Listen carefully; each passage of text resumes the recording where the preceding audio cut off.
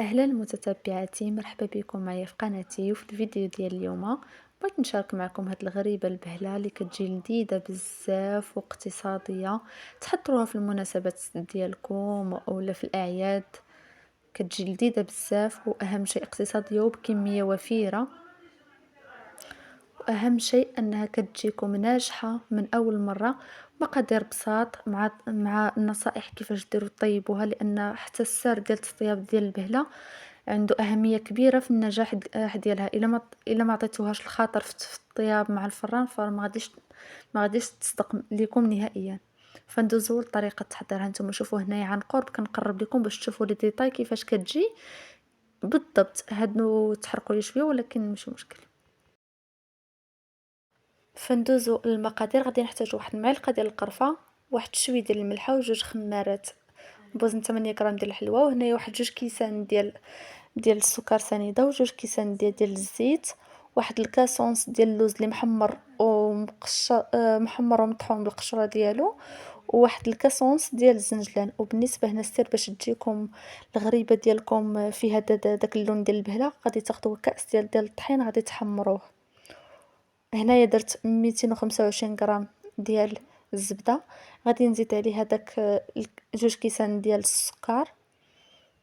هنا الزبده انا حكيتها حيت انني دابا عندي فصل ديال البرد، والزبده ما كتبغيش تنسجم لكم مع المكونات دغيا. فانا حكيت هكذا بحال باش انها يعني تسهل عليا تنسجم ليا مع السكر مزيان ويدخل ليا فيها. فقط هنا راه بصعوبه بحال باش كنحرك ديك الزبده، كنحاول انني ندخلها في السكر لان البرد صعيبه بزاف. ماشي بحال في الصيف دغيا الزبده كتدخل لكم مع السكر، ولكن في البرد ما كتكون قاصحه بزاف. صافي غادي نبقى هكذا مستمره، كنحاول ندخل داك السكر في الزبده، ونكملوا باقي المكونات. كما قلت لكم تما دايره الزبده وجوج كيسان ديال السكر، ودايره لهم قبيصه ديال الملحه. الملحه راه هي السر ديال النجاح اللي كتعطيكم هذيك الحلاوه، كتعطي لداك السكر اللي كديروا المذاق لداك السكر، هي اللي كتخرج لكم المذاق ديال الحلاوه. هنايا غادي نزيد هذيك الزيت بحرا باش يتخدموا ليا المكونات، لان الزبده قاصحه. وغادي نكملوا الخدمه ديالها. بالنسبه للمكونات خصكم تخدموها مزيان، لان الغريبه البهله خصوصا بالضبط خاصكم المكونات كاملين تكونوا خادمينهم مزيان مع بعضياتهم، ويكونوا منسجمين لكم. قد ما كدلكوها قد ما كتجي معكم ناجحه. هنايا الزبده بدات كتنسجم ليا مع السكر والزيت، فغادي نبقى هكذا مستمره حتى نكمل باقي المكونات.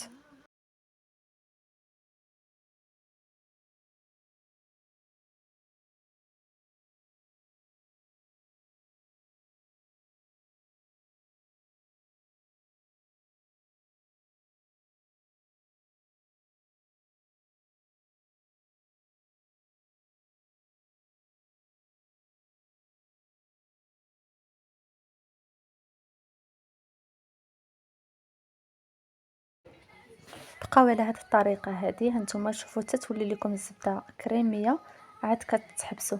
قد ما كتخدموها قد ما كتنسجم لكم مزيان.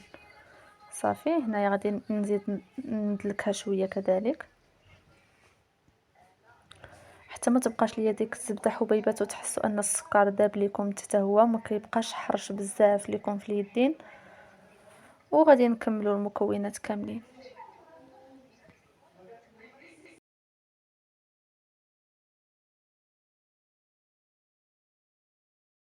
صافي هنايا غادي نبدا نزيد دوك المكونات. هنا غادي نجيب داك الكاسونس ديال الزنجلان.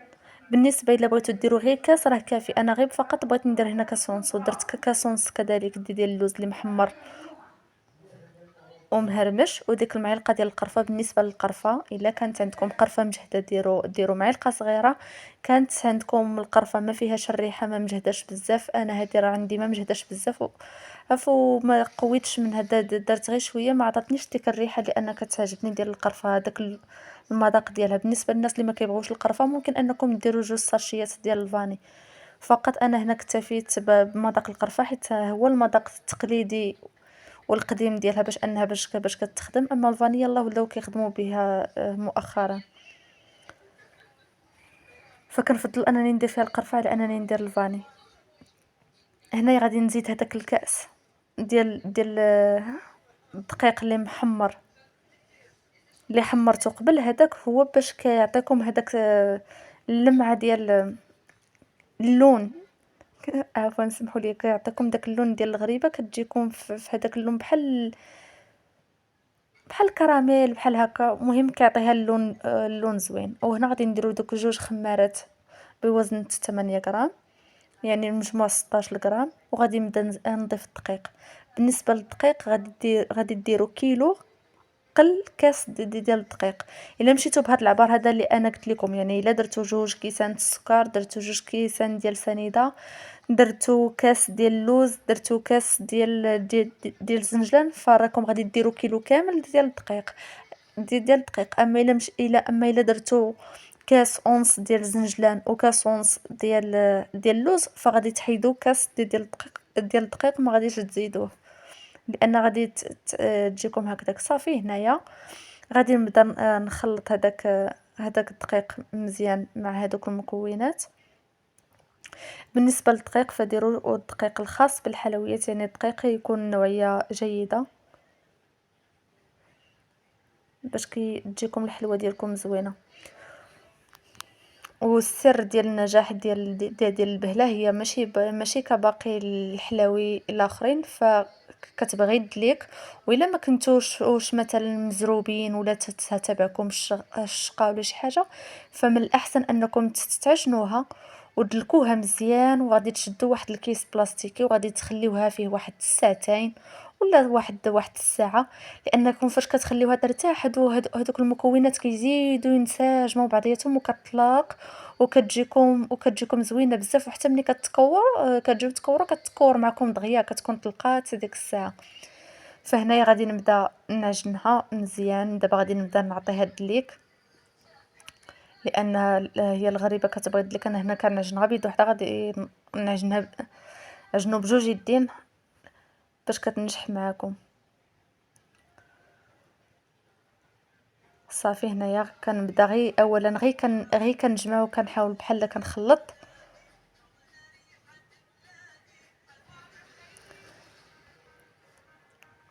كما قلت لكم فحاولوا انكم تعطيو هاد الليك مزيان.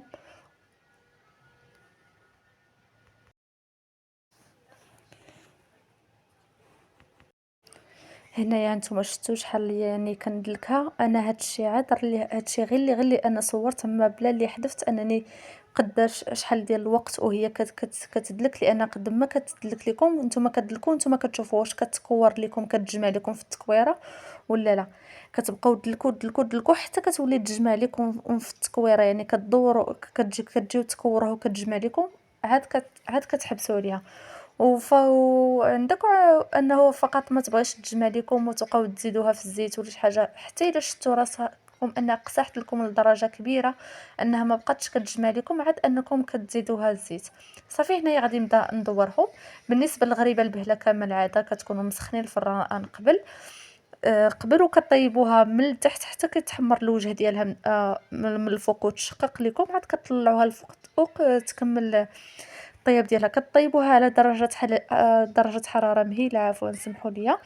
وبالنسبه لا عندكم هاد اللاطه هذه ديالها فغادي يكون من الافضل انكم طيبوها، لانها كتساعد لكم على داك التشقاق وكتجيب لكم داك الشكل ديالها زوين. اما الا ما عندكمش متوفره فكيبقى عادي انكم ديروا غير الطاوه العاديه ديالكم ديال الفران اللي كطيبوا فيها جميع انواع ديال الحلاوي وكتحطوها. بالنسبه فاش كتحطوها راكم بلا ما تضغطي عليها ولا تبركي عليها ولا شي حاجه، فقط راه هي كطيب وكتزلع كتهبط على هذوك البلايص على اش هي محطوطه. وكنتمنى انه الا عجبكم الفيديو ما تنسوش انكم تشاركوه مع الاصدقاء والاحباب ديالكم. والى اللقاء ان شاء الله، ونتلاقاو مع المزيد من الفيديوهات والمزيد من الوصفات.